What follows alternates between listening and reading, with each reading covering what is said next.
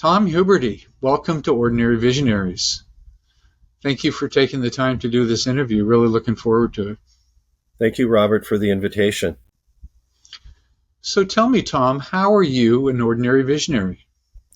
I think that what might qualify me as an ordinary visionary is the arc of continuous improvement over a lifetime of professional lifetime, a lifetime of working with others, and a lifetime of helping organizations run better.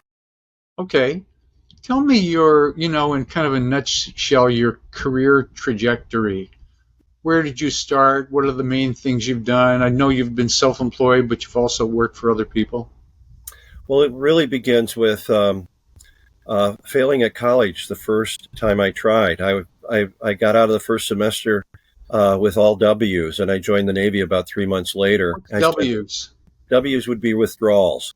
Oh. So I got no marks for the first so college is not for you, in other words. It didn't seem that way. Yeah. But I ended up going in the U.S. Navy, and I got my first 3 college credits in the middle of the South China Sea during the Vietnam War on an aircraft carrier.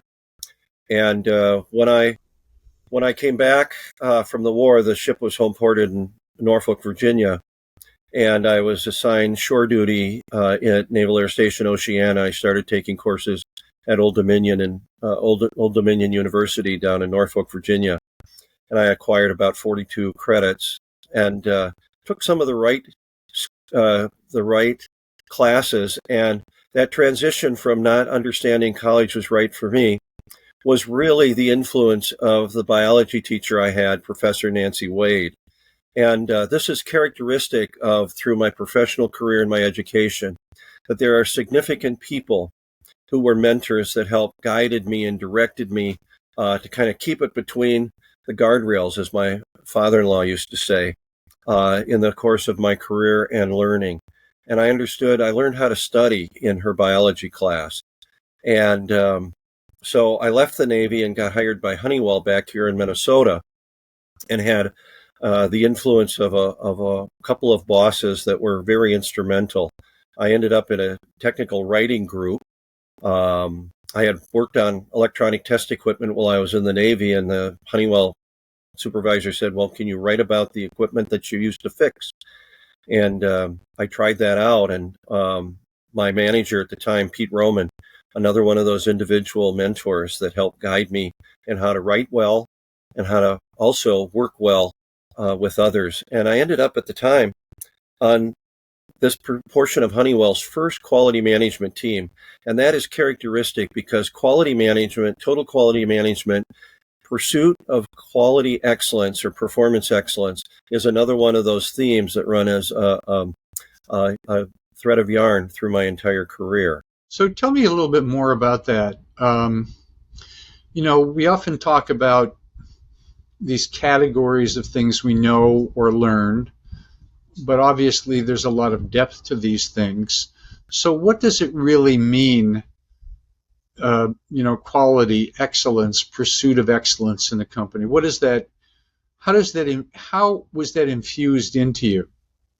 Well, working on the aircraft carrier America as a second-class petty officer, if I did not tune up that electronic test equipment to its performance measures, the communication navigation equipment would not allow that plane to land back on the flight deck of that aircraft carrier. Oh. So there is no margin for error. Yeah. Likewise, our calibration lab would calibrate torque wrenches and pressure gauges. If those torque wrenches and pressure gauges aren't right on the measure, those wheels would fall off the airplanes as they were trying to land on that aircraft carrier. Oh, wow. So in moving that through organizations, I developed an understanding and was able to write process manuals. Step A, Step B, Step C, Step D. And as I continued my career inside Honeywell, I got various assignments of training people on how to tune up their heating, ventilation, and air conditioning. I was a member of the customer trainer for that portion of Honeywell. And as Honeywell was transitioning In the wake of "If Japan Can, Why Can't We?", the 1980s wake-up call to quality and total quality management in U.S. manufacturing that's going to save money by not wasting resources. And so I was able to start moving that idea from manufacturing-based quality, that if it doesn't fit together, that if organizations don't work well together, they're going to have a huge cost of waste inside those organizations. And as I continued to move in my career at Honeywell, it had a effect on overall customer experience. If you don't meet the customer's expectations, pretty soon the customer is going to find another vendor who's going to be able to meet those customers' expectations. And it gradually evolved to the Malcolm Baldrige National Quality Award criteria of performance excellence. And it's probably one of the underused investments that the United States has made in helping not only organizations who build stuff, but also work with businesses in building processes for people and performances. Now, I remember my early days of coaching and consulting small business owners. We talked about quality consultants, and I can't remember all the acronyms off the top of my head, but that was a big thing. And I don't hear a lot about that stuff these days, maybe just because I'm not tuned into that world. But has that reached a whole new level of calibration? I mean, now I drive an electric car, and that thing is an amazing machine. It really is amazing. It has fewer moving parts than a gasoline car, no pollution coming out of it, drives silently.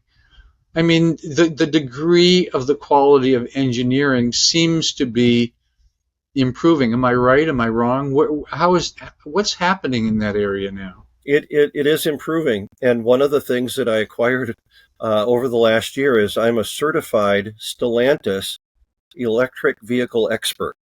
Oh. I work with car dealerships, and one of the opportunities that I had, I was invited as part of my work with dealerships to take the requisite courses to become a electric vehicle expert, to know the difference between a hybrid vehicle, which has a internal combustion engine, ICE engine, and the electric vehicle, or the EV. But in the car business, Japan in the early 80s really demonstrated that through the Toyota manufacturing system, it has to work. All the parts have to fit together so that there is long-term performance. And the idea of getting 150,000 miles, 200,000 miles, I was talking to a customer who was bringing their vehicle in for 250,000 miles on planned maintenance. We would not have thought of that in the 60s and the 70s. That was even possible. So, quality is the price, the openers. In poker, it would be the table stakes that you would bet, the ante that you would bet. So it has to be perfect. The opportunity now is in the customer experience. How were you treated at the dealership that you went to? You're going to purchase that electric vehicle based on the manufacturer that you have a first choice to, but you also have an opportunity where you live of going to maybe 2 or 3 other dealers. How you're treated is going to determine whether or not you go back to that dealership or to another dealership over the lifetime of that. So we're talking about quality engineering and the necessity to adhere to certain standards of excellence in our business to keep customers, to produce good quality products, etc. So here's a question that's a little more philosophical. How does that, search for excellence in business, whatever it is, carry over into our everyday lives? And did you feel that what is that? How did that impact your life? Being in the Navy, working on you know, excellence in companies, that kind of thing? Well, I had wonderful foundations. I'm an Irish Catholic. As an Irish Catholic, I was educated by Benedictine nuns in my hometown. I went to a Christian Brothers high school, and I had a sense of the Lasallian foundation, the St. John Baptist de La Salle foundations. My master's degree is from a Christian Brothers university, St. Mary's University in Minnesota. Hmm. And I taught there as an adjunct. And through that, I began to understand that St. John Baptist de La Salle taught the middle class. And my parents were factory workers. And from that, I was able to use their values. And then lately, the last couple of years, I've been going on an annual retreat with the Jesuits. So I have those influences. Yeah. And along the way, I became a marathon runner. And in marathon running, there is a direct relationship between training and outcome performance. And I was pretty good. In my youth, I ran 2 sub-3 marathons, which is a very good measure of a runner. I wasn't fast enough at that time to qualify for the Boston Marathon, because the year that I ran my first sub-3 marathon, they dropped the Boston qualifying time to 2 hours and 50 minutes. And I was still 7 minutes away. But I still had that sense of training and performance. Training and performance. And so I began to equate some of that and put it together with kind of a model that I acquired as I went through all kinds of training sessions. My wife at one point says, "Does Tom have a hobby?" And she said, "No, he goes to personal development workshops, and he listens to tapes, and he buys a lot of books." And I can relate. my joke is, and I was one of Robert Middleton's fans when he first brought out Marketing Baseball. And so from that, I developed some of my own models. One of the things I call is the enterprise model, which is a foundation of the values, and the box of the enterprise sits on top of that foundation of values, because the box is the processor, and it can be the inputs, the people, the processes, the money, the equity, and things like that.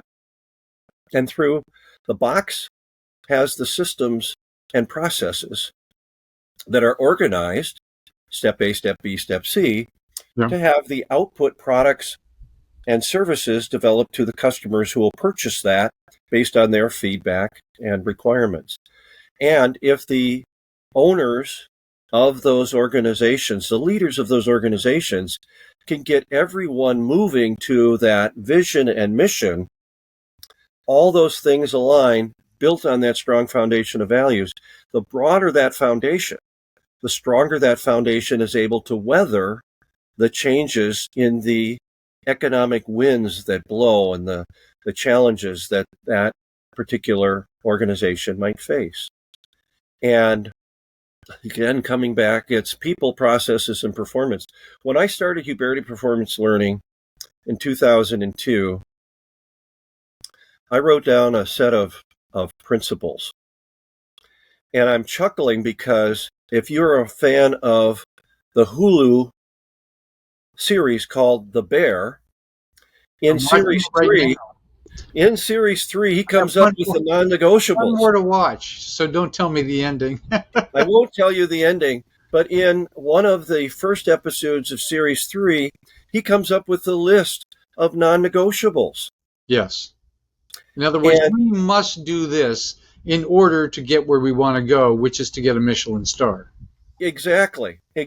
So some of those things over the arc of the 22 years that Huberty Performance Learning has been in business are such things like, we are customer focused to deliver results and create value.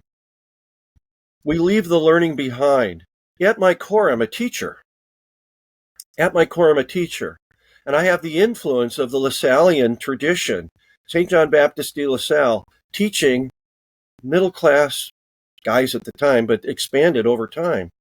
And that sense of, I want to leave the learning behind for two reasons. Number one, if I leave the learning behind, I equip those organizational people to do better and grow more, and then I get to move on to something else.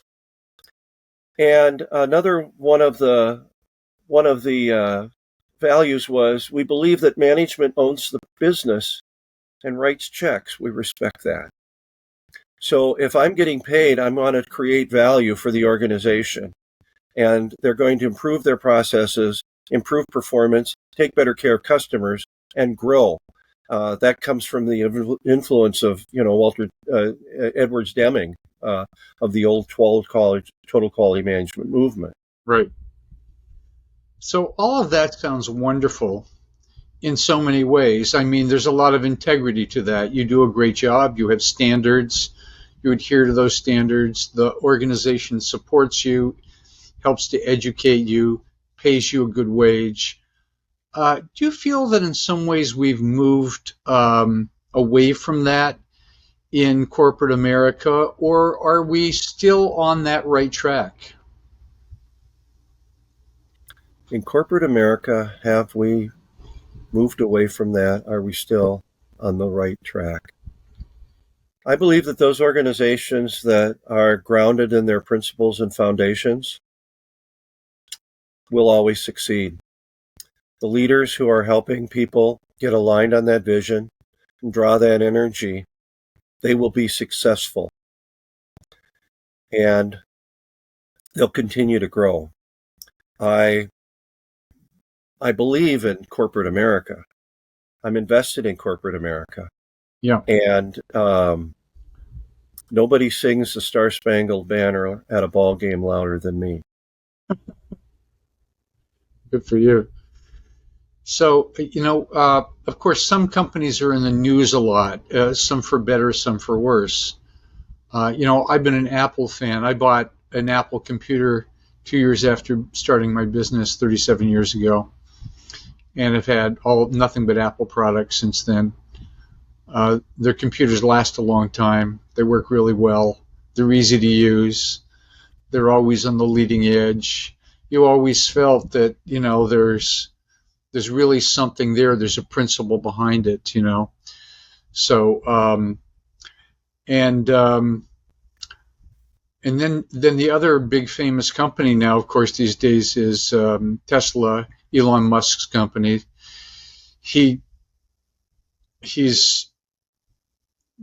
quite an entrepreneur, but his company seems to be very chaotic in a lot of ways. It is chaotic. I am an EV, electric vehicle expert. I am not on X, and I won't be. And I will never own a Tesla. Why is that? Because of principles, values, and accepted behaviors. There is a disconnect there. There's a disconnect between the owner and the products. The products are wonderful, but I won't be a part of that madness.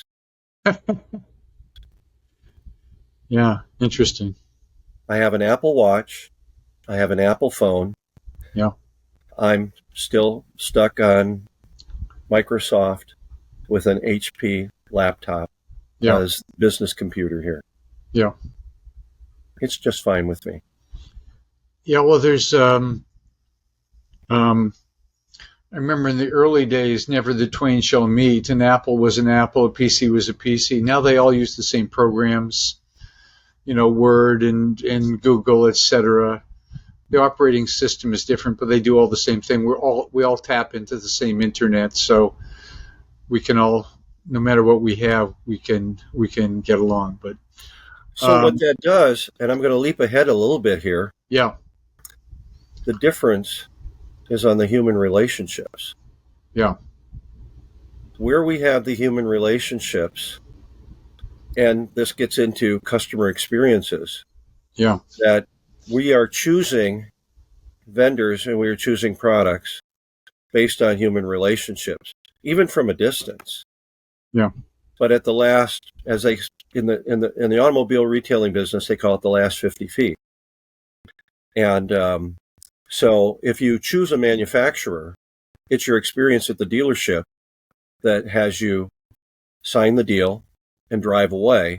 And the way you are introduced into the capabilities of the user interface system, your navigation system inside the vehicle and everything like that, how you are familiar with that is going to help you determine whether or not you are going to continue to have a relationship with that dealership based on your salesperson and your service advisors. And that relationship behind that is a relationship between how those folks are welcomed aboard and grown inside that organization for a long-term relationship, rather than having the owners continually have turnover and re-educating people and spending a whole lot of money on re-educating people every week, instead of reinforcing the people who you are dealing with at the service department when you go and have your vehicle serviced. Well, I bought my, I can't remember exactly when I bought it. I think it was less than a year. But I haven't been back since because there's nothing, nothing, it just works. And that's the challenge with many of the transition to electric vehicles. And in an urban area, an electric vehicle is wonderful. But I will not buy an electric vehicle yet. I will probably end up buying a hybrid, because if I'm traveling between Minneapolis and Fargo, North Dakota, I don't want to have to stop and charge it in St. Cloud. Yeah, exactly. Yeah, our commute, we don't really have a commute. We go into Santa Cruz, which is 25 miles and back, and we charge it every couple days, and no problem, you know. It's been great. But so the theme that you're getting at is the excellence is not just for the purpose of having something that works, but having a viable company because people trust you, like you, appreciate you, talk about you, refer people to you. Like I got a Nissan Leaf is what I bought, and best car I've ever owned. Mm-hmm. And I would recommend it to anybody. And so that, you know, it's a virtuous cycle, right, in business. Yes, it is. And either you have that virtuous cycle, or what's the opposite of a virtuous cycle? I'm not really sure, unless it's a crash, broken relationships. Yeah, but it's not, you know. No, you think of the companies that you have a relationship with these days, and companies are getting bigger and bigger and trying to be in all aspects of your life, like Amazon. We get an Amazon delivery almost every day at our house. Yes, we do. So we don't Us too. Yeah, we don't have to go out shopping as much. You know, we go to Costco to get our major goods, Trader Joe's for the other stuff. And so we go to these places because they offer consistency. You know, we have good quality, good price, good experience at the stores. And probably happy people working there, Robert. Yeah. Amazing that happy employees make for happy customers. Yeah. What a concept. Yeah. Well, it's pretty simple, but you know, I'm sure these companies have paid zillions of dollars to management consultants like you to figure out, you know, what do we need to do. But they seem to treat the employees seem to be very pleasant at these places. They seem to be very helpful. They seem to be enjoying their jobs. The places are clean. You know, so I say, you know, civilization is kind of working if the shops that you are buying stuff in are working. Now, we don't see the sometimes ugly underbelly is this company polluting? Is it using unfair labor practices? Are they union busting? All that kind of stuff, you know? It's hard for us to see those kinds of things on the surface. Well, given, a 24-hour news cycle, it's common when a company stubs their toe. Yep. My father was employed by 3M in a factory for 32 years. Wow. It helped. Um, my parents, there were 7 of us. I'm the oldest of 7, 2 with special needs. And that was the foundation of my dad's livelihood, is working for 3M. Yep. And he taught me that loyalty. I went to work for Honeywell for the first 11 years of my professional career. My daughter will tell you that everywhere I went, I would point out a Honeywell thermostat. Bridget, that's a Honeywell thermostat. And she came home from the first grade after the first day of school. She says, Dad, they had a Honeywell thermostat on the wall, and I told all the kids it's a Honeywell thermostat. And that sense of loyalty and longevity. Yeah. And we've had there's been a break somewhere along the line in many instances. And some of the people that my dad worked with, there was a high incidence of cancers. Really? In the factory he worked at. And in the groundwater surrounding the factory that he worked with, there have been reports of those forever chemicals, whatever. And 3M is a highly regarded company, is, trying to mitigate all sorts of pollution as a top 100 company. And still there could be some stumbles. Boeing, they build a lot of airplanes that stay in the air, and a couple that didn't, with significant ramifications. And trust is a huge, huge determinant of how we choose what we do and the products we use. You have a high trust, so high a trust that you would recommend a Nissan Leaf to other potential car owners. Sometimes it gets almost goes to a ridiculous extreme in terms of getting feedback.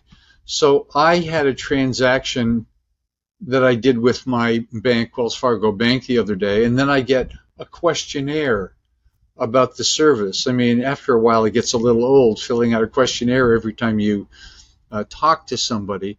But they're doing, I suppose it's a good thing. They're finding out, are we treating you well? Did it work? Was your question answered? Are you satisfied? That kind of thing. So you worked with Honeywell for 11 years. You became pretty damn good at what you did. And then what happened after Honeywell? Did you become a consultant then, or? No, I was in training and development, and locally, one of the best places to go to work was a place called Wilson Learning. And for many years, Wilson Learning was the place you wanted to go. And I came from Honeywell, which was a technically oriented company, engineering company. And I ended up at Wilson Learning for all of 5 months, Robert. But I was a duck out of water.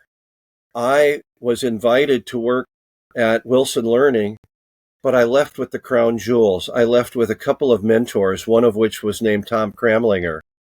And then for 6 or 7 years after that, Tom and I would make presentations at the American Society for Training and Development international conferences, contrasting humanism versus behaviorism, which is best for, and you can name it. And Tom had a PhD, so he would dress as a behaviorist in a white lab coat, and I would roll up my sleeves, had a blue Oxford shirt. I would be this kind of breezy Californian humanist and said, this is what works. And it was about engaging learning. And So you kind at of the put end, on a show, and you had your own particular costume, and we had an hour at international presentations, and some people they bought more Wilson stuff, or I tried to do this on my own, and a gentleman by the name of Ramasar Singh saw me doing this in a voluntary situation and said, "Hey, we're doing quality at Northwest Airlines. You want to come here?" And I ended up in a group at Northwest Airlines, and the senior vice president of human resources was a gentleman by the name of Bruce Rissmiller. And he wanted to change the airline about the time the airline had merged. And he said, "Do you want to create the best fight in the world?" And he invited 6 of us to come to his office at 6 o'clock in the morning on a Monday morning. Of the 7 of us, 6 showed up. And he placed us with different parts of the airline to create the best flight in the world. And for 2 years, we busted our butt to work and help Bruce. And he was the boss that got fired, that I got fired with along with him. But from that, I had a PhD in organizational change living in Bruce's coattails. My point here is that I've been blessed with these divine appointments professionally that help me move up, grow with the appropriate feeding of additional concepts and nurturing with some wonderful leaders, some that had absolutely stellar qualities, and some, we're taught, take what you need and leave the rest. If you can take the best of this and help grow it. My wife is a rose gardener, and she knows the names of all kinds of roses and the watering requirements, the dusting requirements, and she knows the sunlight requirements of those roses. And roses in a particular part of the garden, with the way the sun falls on, will thrive. But if our neighbor puts up an addition that shades that garden, there has been a change in the environment. And unless that rose is transported and transplanted into a different part of the garden, it's not going to thrive. And I was like that in a variety of situations. I was transplanted to other organizations, learned how to thrive and leverage the wondering and the learnings of a variety of wonderful, wonderful mentors that I was blessed with. And along the way, I began to develop some of my own ideas, and I always related it back to running. At one point, I took a workshop from a wonderful, wonderful Roseanne Bain. And you also probably know the woman down in San Diego who runs the TIPS, Paulette Ensign, does the TIPS Complex. Oh, yeah. And I took a workshop from Paulette, and I had this idea, 26.2 tips to win your business marathon. And I wrote a tips book. 26.2? 26.2 tips, because that's the mileage in a marathon. 26.2 tips to win your business marathon. Good, very good. And then I expanded. I was running with Nort and Mary Jo Permuth. We were doing our training runs. And we were running at 5 o'clock on a Saturday morning. We would meet around a Minnesota lake. And Mary Jo said, Nort showed me that book, 26.2 tips. Tom, if you doubled that, that's 52. You could do a whole year. So that became 52 weeks of better running and better living. So there were running tips in that booklet, and there were tips on how to live in that booklet. And so I was able to bring some spiritual elements that I brought from other parts of my life, some of those values and principles that I live other part of my life, and integrate them through the running. And I didn't sell a whole lot of books, Robert. I gave a bunch of them away, but I sold enough. And those are the sorts of things that are the foundation of Huberty Performance Learning. And over time, working on continuously improving, trying this, trying that. The Menlo Park of the world headquarters here. My friends joke about my world headquarters that I'm talking to you from today. that working with car dealerships, I got invited to work with the General Motors called a Standards for Excellence. And I took some of the best ideas out of that. And then I got fired. Why? But it was I was a lead facilitator. I was hired as a lead facilitator to go out to Philadelphia from Minneapolis to stand up a team of 12 people out there. And I started the team out there, and then they were expanding to Chevrolet Cadillac, and I got a team back here in Minnesota of 15 people. And that was just too much for me. But what I didn't know, Robert, at the same time, I was ill. I had been diagnosed with prostate cancer at the time. This was back in 2005.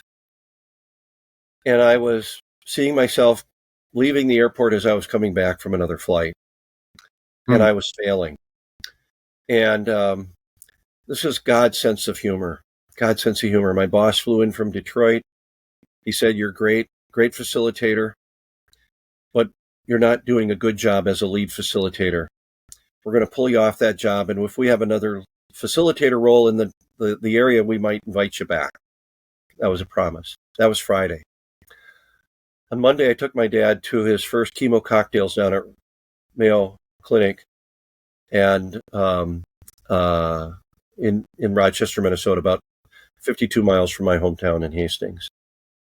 And on Wednesday, I had my positive diagnosis for my own prostate cancer. I was off work. I was still doing my adjunct teaching at St. Mary's University, but I had the time to be available to my dad for his needs. I was his first call. And what was your father's medical condition?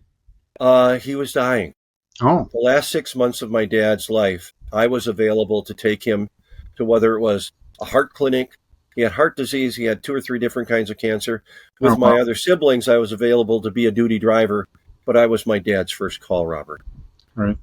He'd call me up. "What do you got going?" I said, "Well, what do you got going?" He said, "Oh, well, my heart monitor went off." I said, "Okay, I'm on it. I'll be down. What time's your appointment?" It's 1 o'clock, St. Paul, Massive. I was down there to pick him up in Hastings, about 40 miles from here, take him up, drive him back. The day after my dad was buried, I got a job to write process for a cooperative of 44 members. That CEO is on my customer list. He runs a series of lawn and garden and pet stores out in Connecticut. And in 2020, he helped me revive my business after it flatlined after COVID. Those long-term relationships. About 6 months after I finished the job with him, the phone rang on my desk and it said, "Are you the Tom Huberty that helped the Targets Group win the Alabama Quality Award?" I said, "That would be me." And this was a contractor calling because they wanted to pitch the head of the Missile Defense Agency a $7 million contract to take the Malcolm Baldrige National Quality Award through the whole command. Oh, wow. And I was invited to go out to Colorado Springs. And this is a divine appointment. This is one of those chance meetings. And I was hired to be the writer for the Malcolm Baldrige National Quality Award application at the Missile Defense Integration and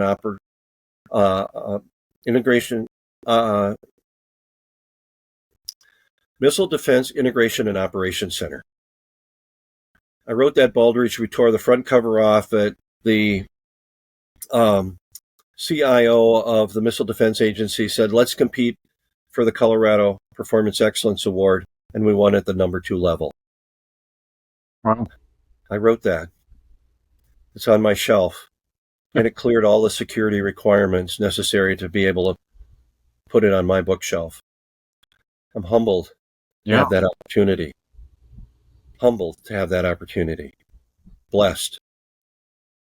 You know, we look at all these really complex systems, missile defense, aircraft carriers, airplanes, trains, all these things, and we forget the millions of hours behind fine tuning and organizing and coordinating and scheduling and putting it all together. And so, you're one of the people behind all of that made things work, right? No, I just interviewed the engineers and the scientists, and I wrote the story about how they do that. Ah. I'm just a journalist, Robert. Well, journalists are necessary as well, Yeah, A storyteller talking about how interesting. the leadership, the strategic planning, the customer market focus, the information systems, the workforce, process management gets results. The 7 criteria of the Malcolm Baldrige National Quality Award, criteria for performance excellence.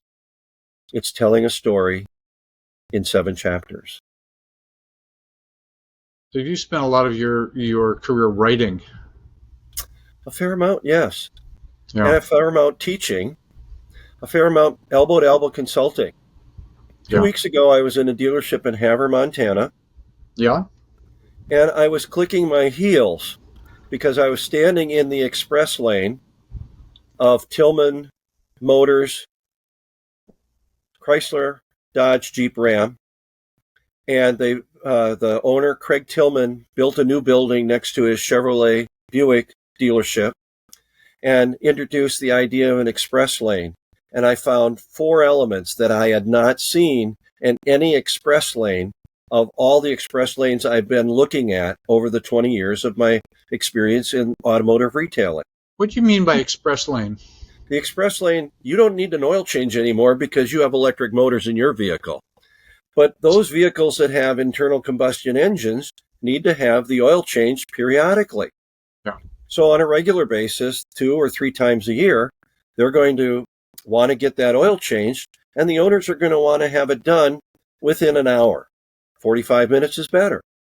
And so the dealerships who have got it right take Jiffy Lube and transport it into a car dealership and writing a process procedure for that and educating the service advisor to take the information from the customer and getting it going through the process, get it on the lift, and making sure that the old oil is drained out, new oil is put in, and if they're going to do a tire rotation, make sure they're torqued and everything like that.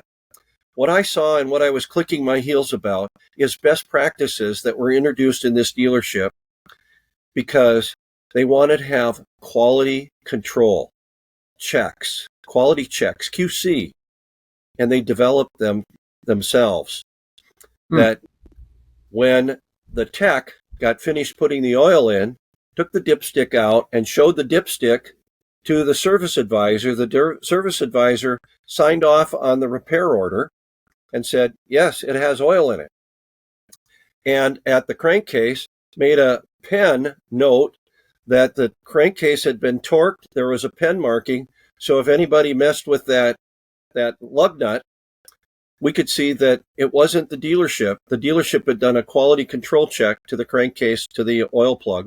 And then around the wheels, all of the wheels had been torqued so that the wheels wouldn't fall off after the tire rotation. Some of those were best practices that were introduced in their process. Now, I am like a bee cross-pollinating. So as I continue to write process procedures for quick lanes in other dealerships, those best practices will be introduced there. So I'm cross-pollinating those best practices. Right. I get to do that. Cool. I'm thinking about my my Nissan Leaf that I haven't taken in for service because we only have one car, and will they be able to do a turnaround when I'm there, and what will they do? Because I don't even know what they do to service an electric car. Well, one of the things that's critical, and I learned this in my electric vehicle class, is that tires will wear faster on electric vehicles than internal combustion engine vehicles because there's more weight. So if you thought that you might get 40,000 miles out of the Michelins that you put on your Leaf, you might get 30,000 miles on it. So that because you're not taking your Leaf in for regular maintenance, you need to do your own tire tread depth. Now, you're not going to have to deal with snowstorms in Walnut Creek, but we do here in Minnesota. Yeah, very interesting. So, you see the world through a particular lens. We all see the world through a particular lens. I see one of the lenses I have is a marketing lens, and a marketing lens is how a business is presenting themselves to the world through their advertising, through TV, through their storefront, through their service, all of those things I have a sense of. When I walk into a restaurant or whatever, I sort of see marketing. You see processes. All of these things are connected, but, it's this lens. It's like you went into that dealership and you could see, wow, they really got their stuff together. That's impressive. I can learn from that. They're doing this, this, this. They've thought it out. They've taken the steps. They've done the work. They've fine-tuned it. And you can have real appreciation for that, right? What it really hinges on are the 3 Ps. Okay. People, processes, for performance. Right. Those processes, you can have the best processes in the world. If you don't get the right people in those spots, Yeah. you're not going to get the performance. Yeah. And so I step back and I'm working with leaders and business owners, small to medium-sized business owners. And I see the world, you see the world in marketing and in restaurants and stuff like that. Danny Meyer wrote a wonderful book titled Setting the Table a number of years ago. And he started the Union Square restaurants in New York, white table restaurants. We were talking earlier about the Bear and earning a Michelin star. And one of the things that Danny Meyer said, he said, in the hospitality industry, you hire for the 51%. And that 51% is that service orientation. What do you mean 51%? You hire for that service orientation. And that service orientation is how do people relate to others? He said there's probably about 5 areas in that 51%. I don't have them just off the top of my head. But the first one is empathy. Oh, really? How do you feel? Can you put yourself in the place of somebody who's going through the same situation? And I'm a recovering member of Alcoholics Anonymous. I'm supposed to be anonymous, but I work real hard at that for many years. And one alcoholic talking to another is putting oneself in the place of that struggling alcoholic. There's empathy there. Yeah. And that connects heart to heart. It connects heart to heart. And one of my pals says the longest distance is between the head and the heart. We can talk about the head all we want. We can talk about the processes all we want. But it's the heart. Once we have the heart, that is the difference. Are we doing enough in our society, in our educational system, in our society in general, to teach that? No. We're not, are we? We aren't. Yeah. We aren't. And yet, in some ways it has to be left up to the companies that, you work with a company, you don't have that training, you got to get that training. Maybe the universities do it, I don't know. But I've done a lot of using ChatGPT for generating ideas and stuff like that, and in several of my inquiries, it came up that empathy was the most important thing. Amazing. In human relationships. It came up over and over again. It's like, these 20 things are most important. And I say, which of these is the most important? Empathy always won out. So yes, it's like, if you can't get along with people, if you can't understand people, if you can't, put yourself in their place, you're going to have problems. But if you can really develop your empathy skills or your emotional intelligence, Sounds simple, but not so simple, right? So one of the experiences I have on a regular basis, once a year, an annual, is a retreat with the Jesuits, the Ignatian spiritual exercises. And on several instances across several years, the retreat leaders have described the Ignatian contemplative meditation. And the story is that St. Ignatius Loyola was injured in a battle, had a knee injury, and he rebuilt his knee, rehabbed his knee, and it didn't come out straight. He had it broken again. And during the pain of all of this, he dug into the Bible, and in the Bible, he would start putting himself in the various biblical stories. And so that he would have this contemplative meditation idea. And so that training, and there's a lot missing in the Bible. John Prine has a song, and you should look it up, and maybe you know it, Jesus, the Missing Years. In the Bible stories, we see Jesus teaching in the temple at age 12, and then we see him being baptized in the River Jordan by John the Baptist at age 30. What happened to those 18 years? What happened is right. And John Prine sings about Jesus, the missing years. Interesting. But one of the things I did in the meditation is doing a contemplative meditation about how did Jesus come up with I know mine and mine know me, the story of the lost sheep, and writing about that and digging into that. So how does that translate to society? How do we share our experiences that we've had? And one of the last questions I took on retreat with me is, I am a privileged white male, 72 years old, soon to be 73. I've won. Had a good life. I've had a pretty good life. Yeah. I'm a 19-year cancer survivor, 3 years from my triple bypass. I've had great medical care.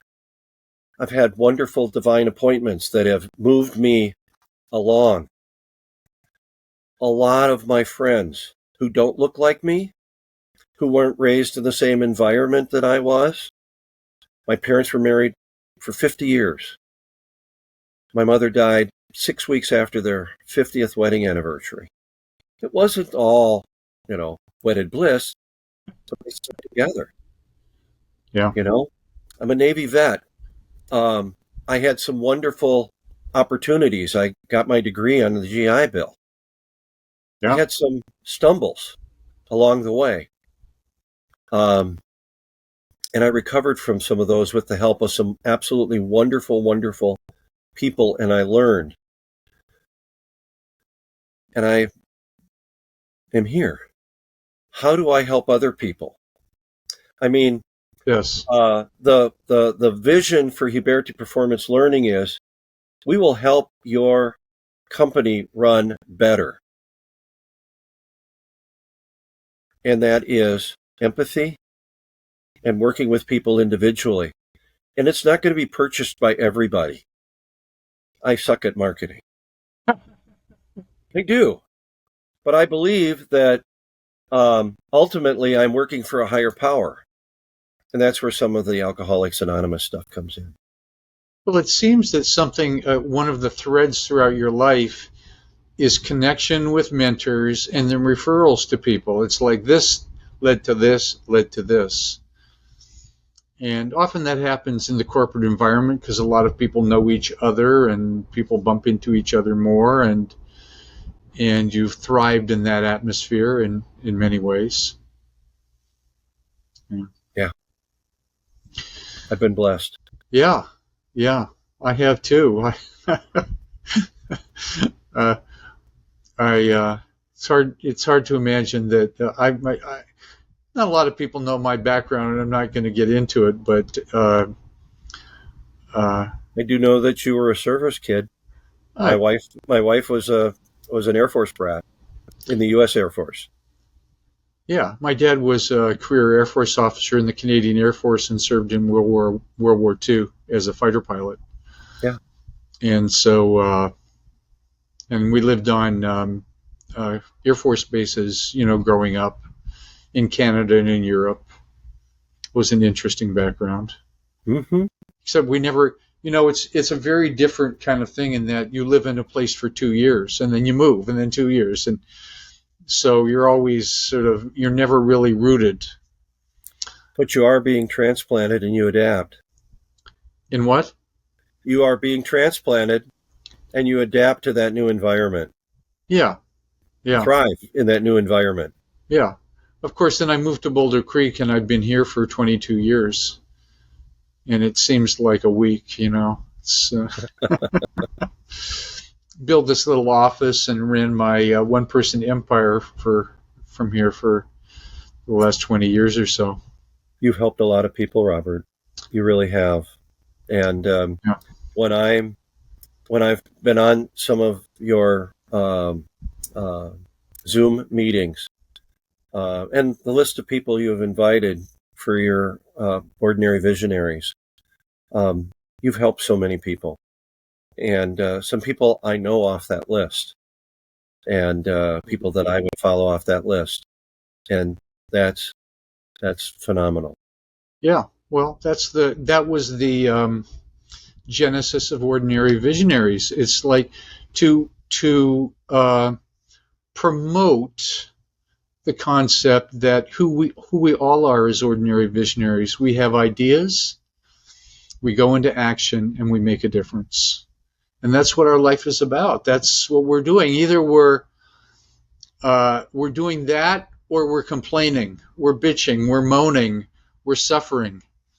And who wants to live a life like that? And of course, we've all had our ups and downs. Can I expand to this idea? Yeah. I think our attitude hinges, are we living in a world of abundance or are we living in a world of scarcity? Right. If we're willing to believe that we live in a world of abundance, we're looking at the opportunities. Yeah. If we're looking at, the pie is finite, and I'm going to be angry, I'm going to be envious, I'm going to be greedy about my portion of pie. Yeah. Paul Wellstone was a Minnesota politician who died in a plane crash in his last campaign. Yeah. And I think I don't know the exact, but he would say, we all do better when we all do better. And that's that idea of that world of abundance. Let's grow it. Let's look at opportunities and let's build on what works. And that's the way progress has happened. Let's build on what works. Yeah. Let's see if we can put electric motors out to those wheels. And we put electric motor in the front, one electric motor in fast, and we have tremendous torque that will beat an internal combustion engine off the line. Have you seen those new Dodge Hornet commercials? No. Okay, look for the Dodge Hornet commercials with channeling your inner child. Really? It's an electric vehicle, and because of the performance and the torque of that electric vehicle, it is doing things that would be unimaginable with the internal combustion engine. Oh, really? And the adult is in the passenger seat, and the kid's doing the driving. Oh, And you're challenging your internal child. that's fun. Yes. So, Tom, any closing thoughts? It's a world of abundance. Let's build on what works. Let's build on the art of the possible. Let's listen harder to the people who are working hard at helping us live better together. We can use this box built on a foundation of principles and values to reach a vision that we can all live with and grow. Fantastic. Thank you, Robert, for the invitation. Thanks for taking the time to do the interview. Have a wonderful night. Thank you.